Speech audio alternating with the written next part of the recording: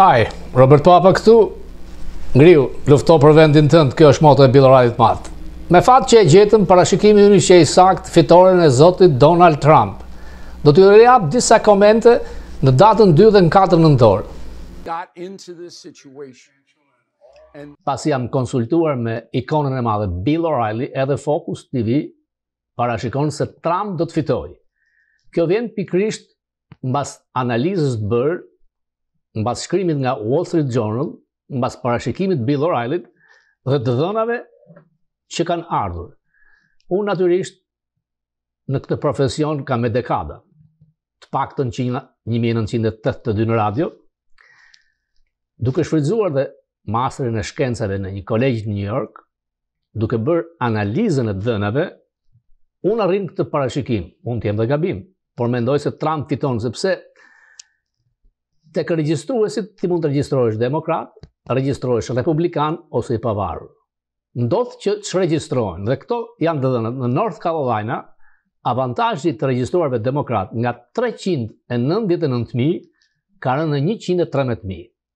Në Pennsylvania ka ndodhur ç'regjistrimi më i madh. Avantazhi ka qenë 686.000, sot është 281.000 avantazh për demokratët.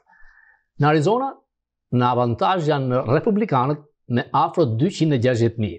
Në Nevada, demokratët kanë pasur repërsi me 110.000 të regjistruar demokrat, kanë rënë në 45. Në pollet kombëtare, Harris kryeson me 1 ose 2%. Kjo nuk garanton asgjë, sepse në shtetet e betejave favorizohet Donald Trump. Dhe duke marrë parasysh pollet që kanë pasur sukses për para 4 vitesh, Trafalgar, kam që në North Carolina, Trump kryeson 29 me 46. Në Georgia, Trump kryeson 28 me 46%. Në Arizona, 28-26. Në Pennsylvania është 26 me 23. Në Michigan, 26 me 24. E vetmja ku Harris është përpara është në Nevada, 27.8 me 27.6. Në Wisconsin, Trump është 28 me 21.6. Pra, nga këto të dhëna, fitues do t'jetë presidenti Trump. Për mendimin tim, platforma e magës është më mirë për Amerikën. Platforma radikale e majt e Kamala Harris e dëmton shumë Amerikën. Do të kemi një votim midis tradicionalistëve, që këtë radhë përfaqësohen nga Donald Trump, dhe progresistëve, siç quhet e majta liberale. Natyrisht, që në dorë e kanë votuesit patriot amerikan. Por pollet, siç do të ma thoshte Bill O'Reilly në intervistën ekskluzive, nuk duan besuar. Edhe një herë Bill O'Reilly, ja kujtoj. I think Trump is getting momentum. Okay. The polls. So last night you gave us a new poll. It was Trump 2 points ahead. Don't believe the polls. Dje I want thatë everybody se in Albania. dhe një poll është 3 pikë përpara. Not to believe the polls. Mos i besoni Only pollet. one that we follow I vetmi is poll që ndjekim është Atlas në Brazil. Sepse ne hetojmë gjitha agjencitë e polleve, të gjitha këtu paguhen nga amerikanët, por Atlas është në qendër në Brazil dhe ata ishin shumë të saktë përpara 4 vitesh. By Americans. But Atlas is in Brazil. And they were the most accurate 4 years ago. So we believe that, and they have Trump out front by 3%. Më lartë. Por nuk ka shumë rëndësi, pasi janë 8 shtete vetjake që do të përcaktojnë. Trump ka shumë besim se do të fitojë. That are going to tilt the election, but Trump is pretty confident at this point that he's going to win. Whether that bears out, no one knows. Ikone medias konservatore, i cili thot nuk jam republikan, por jam tradicionalist, dhe është realist, thot që dy pole i analizojmë për të provuar realitetin. Është poli Atlas Intel, me qendrën në Brazil, pra nuk paguhet nga korporatat amerikane si pollet e tjera, dhe Trafalgar. Alsat e nxjerr zotin Trump në 7 shtetet e betejave, 6 fitues. Në pollin kombëtar e nxjerr 2%. Unë si Fokus, edhe në lajmet e MCN-s kam thënë që parashikimi ynë është që fiton zoti Trump, mund të kem gabim. Por duke marrë të dhënat, dhe ajo që më bind më shumë janë regjistrimi i demokratëve dhe regjistrimi në republikanë. Sepse këtu nuk është si në Shqipëri që ke 110.000, jemi në 45, dhe kjo të bënd të bindesh që zoti Trump fiton. Natyrisht që pollet kanë matematikën, kanë një rregullsi, por pollet e kam thënë të NBC-s, ABC-s, CNN-it, duke marrë më shumë femra brenda 1 vetë, se dihet që më shumë femra votojnë për Harris, e kam thënë disa herë, pollet dhe shkojnë. Por vetë fushatat kanë pollet e tyre. Të dy thonë që jemi fitues. Nga këto të dhëna që dhash, dhe nga 7 shtetet e betejave ku Trump është përpara, në North Carolina është 3.4, në Georgia 2.5, në Arizona 6.5, Nevada 5.5, Wisconsin, Michigan dhe Pennsylvania ku do të vendoset gjithçka është 1.5 dhe 1.8. Pra, alisat nuk paguhet në Amerikë dhe ka qenë korrekt në zgjedhjet e 2020-s, midterm 22-shin, dhe ka qenë ajo e sakta që gjeti Trumpin 2016. Ka gjetur zgjedhjet në Brazil, është e saktë në Europë. Pra, por ishte një snapshot e datës 2. Mund të ngjas çdo gjë edhe për 2 ditë.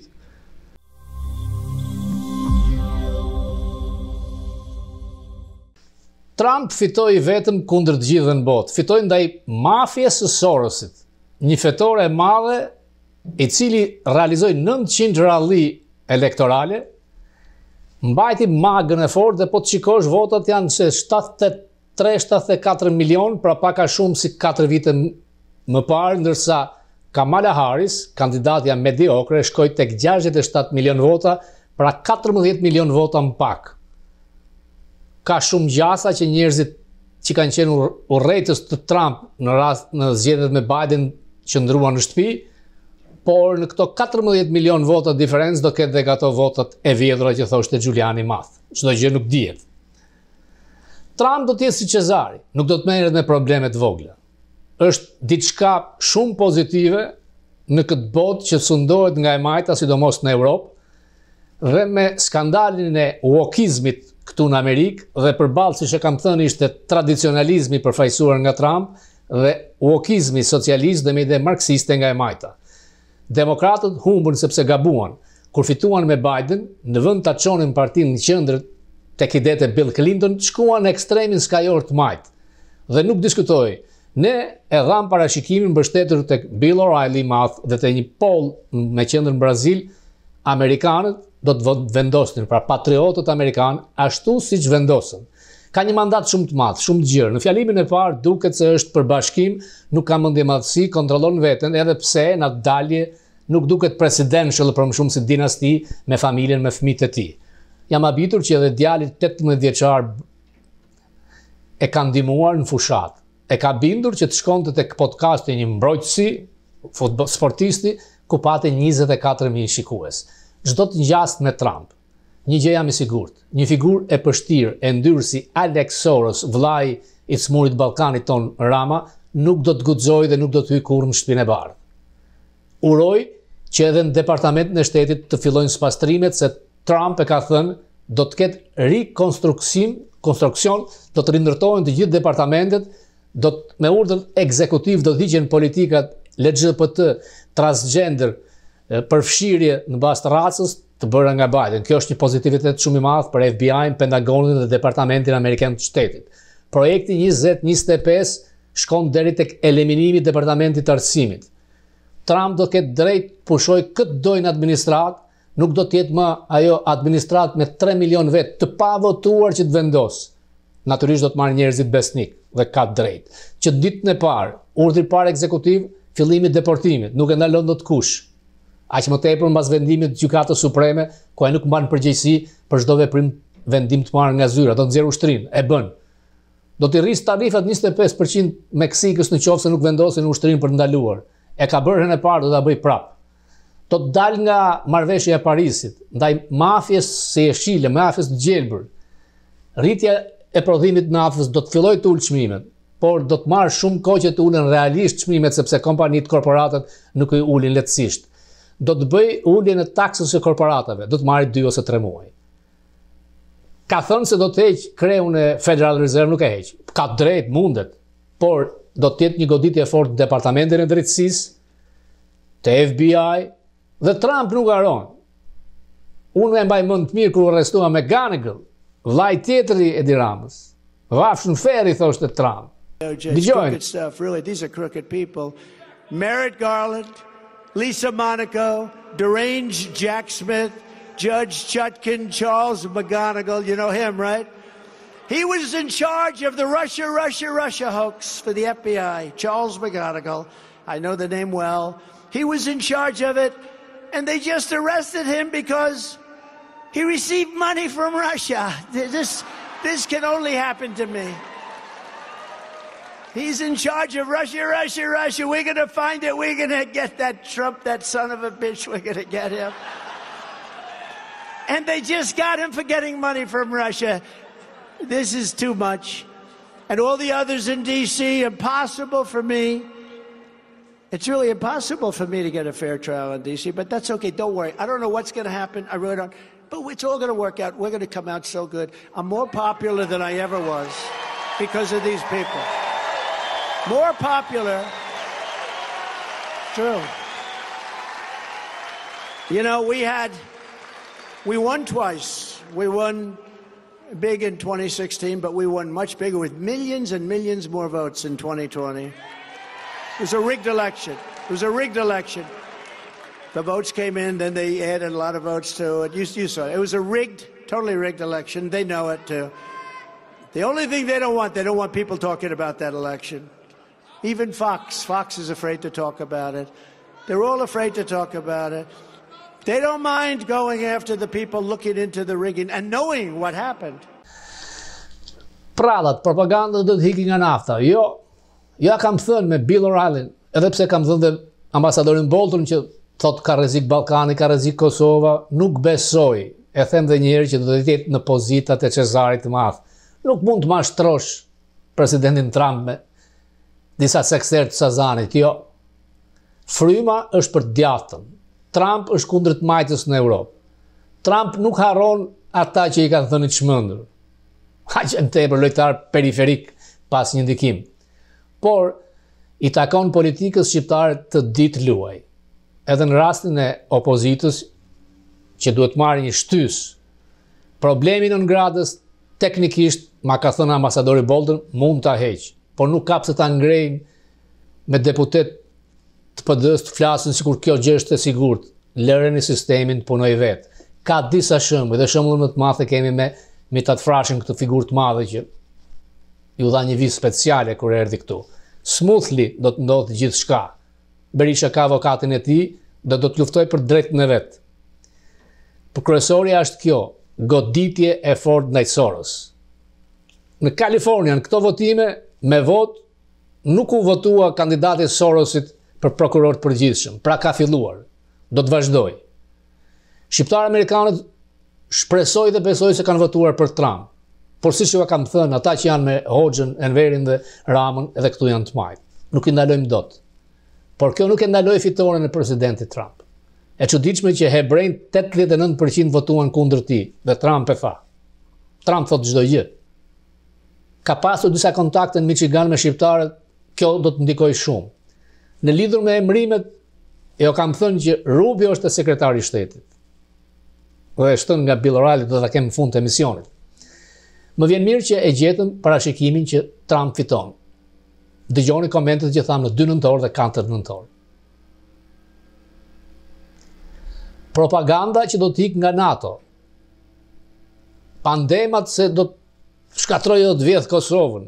Do të kem 2 emra të mëdhenj, Bolton dhe Bill O'Reilly. Ja u kthej edhe një herë.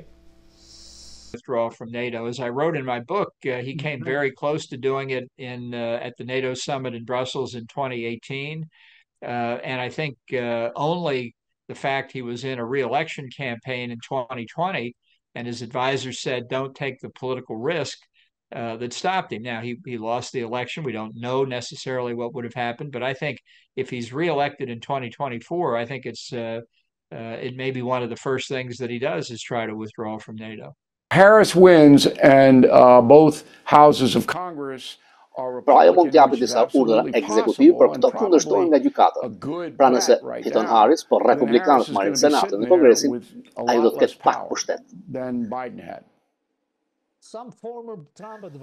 Disa ish-këshilltar Trumpit, përfshi ambasadorin Bolton që kam shpesh në emision, thonë se Trump do të ikë nga NATO. Nuk do të ikë nga NATO. Është propagandë. Unë e njoha për 33 vitesh, nuk e bën këtë. Ai do që vendet e NATO-s paguajnë më shumë. He wants the NATO countries to pay up. And some of them don't. Po fitoj Trump, vendet e NATO-s kanë për të paguar më shumë, sepse nuk duan të rrinë në mëshirën e Putinit. They don't want to be at Putin's mercy. So I'm not really. What's happening on the ground. But it's more than that, though, because of Susan Rice. No. It's more than that, because Susan Rice goes out and tells the world that it was a spontaneous demonstration off a videotape, but your commanders and the Secretary of Defense know it's a terror attack. Just as an American, I'm just confused. We have to do something about the cartels. I did talk to him about it. I want to help him with it. I think he's a very good man. We have a very good relationship, as you probably know. He seemed very willing to get help from us because he has got a problem. Got a problem. And it's a real problem for us. But see if those pinheads can come up with something. We're not going to be able to do it. One side is not going to be able to get it done because it requires tough choices. As an American, I am tremendously... It's crooked stuff, really. These are crooked people. Merrick Garland, Lisa Monaco, deranged Jack Smith, Judge Chutkin, Charles McGonigal. You know him, right? He was in charge of the Russia hoax for the FBI, Charles McGonigal. I know the name well. He was in charge of it, and they just arrested him because he received money from Russia. This can only happen to me. He's in charge of Russia.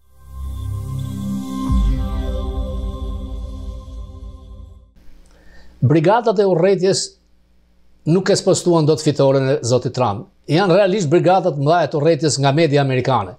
Dhe humsi i dytë mbas Bidenit është media amerikane. CNN shikohet më pak se kanali i fëmijëve Nickelodeon. 40% rënja shikueshmërisë. Edhe Fox News i djathtë ka rënje 26%, MSNBC 30%, ABC News, NBC, CBS rënje drastike.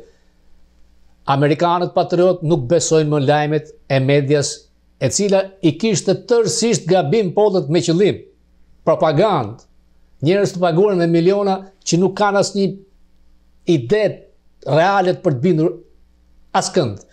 Dhe kjo do ndodhë në Shqipëri, braktisja e kanaleve të propagandës së Edwin Ramës. Këtu emrat mëdhenj, Bill O'Reilly, Tucker Carlson, Megyn Kelly, që kanë bërë podcaste, mundës të tjetë, ata kanë fituar shikueshmërinë, besueshmërinë tek votuesi amerikan. Kjo do të ndodhë dhe tek ne. Mjaft me mediat blerë, mjaft me opozitën gjithë jetën me kanalet e oligarkëve, turp, të pështirë, të përbuzur. Isha i ftuar në shumë kanale televizive që janë dhe të Ramës. Nuk refuzova askënd. I falenderoj sepse fola për diçka që e njoh shumë mirë. Nuk do të dalë më. Do të ndiqni tek faqet e mia. Por në këtë çast më vjen mirë, i respektuar nga ata që më ftuan, nga reagimet që në të shumt janë pozitive, ka dhe ndonjë njerëz që shanë, fjalën mbrapsht thoshim shkollë. nuk na prish nga hep motiv. Tjetra, çdo njeri pozicionohet. Unë këtë profesion kam qenë 82, kam krijuar profilin tim dhe nuk e ndryshoj. Nuk pendohem. Kam hikur nga Shqipëria, e kam lënë vendin tim. I detyruar, sepse nuk duan të vërtetën. Larguan sponsorët, donin ta vdisnin Fokun, ta vrisin, se vranë, nga këtu e ndërtova, kam kanalin tim. Se shqiptarët janë kudo. Mos më thoni diaspore, jam shqiptar që jetoj në New York me dëshirën për të kthyer në vendin tim. Po nëse kthehet krau im, më çon gjyshe nga varri, nëse do të kthehen, do të mbështes partinë në Hoxhës kurr. Atë plumb, votë që kam, sa të jem gjallë, nga i krah do ta hedh. Më thonë ndonjëherë, pse mbështet Berishën, do të marr lejen ty. Hapini emisionet e mia kur ka qenë kryeministër, sa kritik kam qenë ndaj tij. Ky jam unë.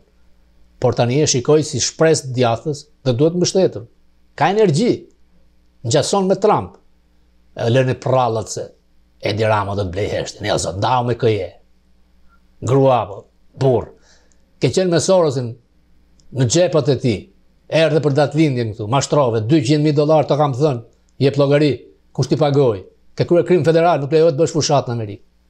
Ti që e pas këtë sigurt fiktore në Shqipëri, pse vjen ngarkon këtu në diaspora. Do t'i themi një nga një. E vërteta del. Koha të ikësh, nuk e blen dot zotin Trump, çfarë do të ndodh? Ne nuk kemi vdekur këtu, diaspora që është. Aq akses, aq mundësi që kemi, por loja më e madhe është atje, pa diskutim. Enough is enough. Kandili ka kohë që ka filluar të shuhet. Edhe një herë zoti Trump për McGonigal, vllajën e të smurit Ballkanit.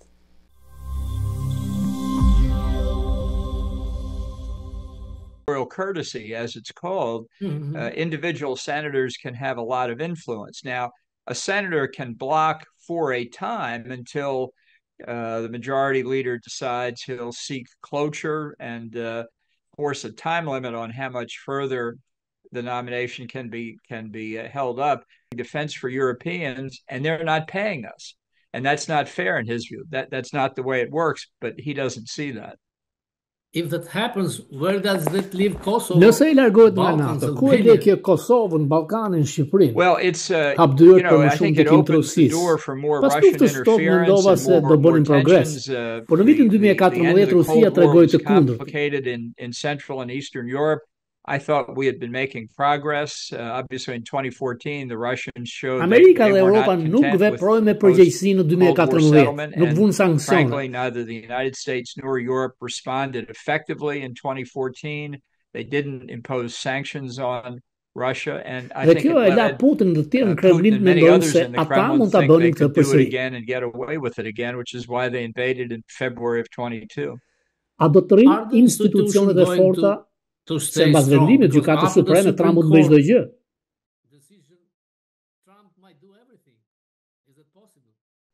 Well, I would not have written the Supreme Court decision the way the majority did. I don't think they got it right in many respects. But the key point that remains is that immunity for president por jo për aktet jo zyrtare të paligjshme. Nëse Trump do ndjedh zgjedhjet, nuk është akt zyrtar, jo detyrë kushtetuese. Like trying to steal the election. That's not a presidential function. That's not a constitutional duty.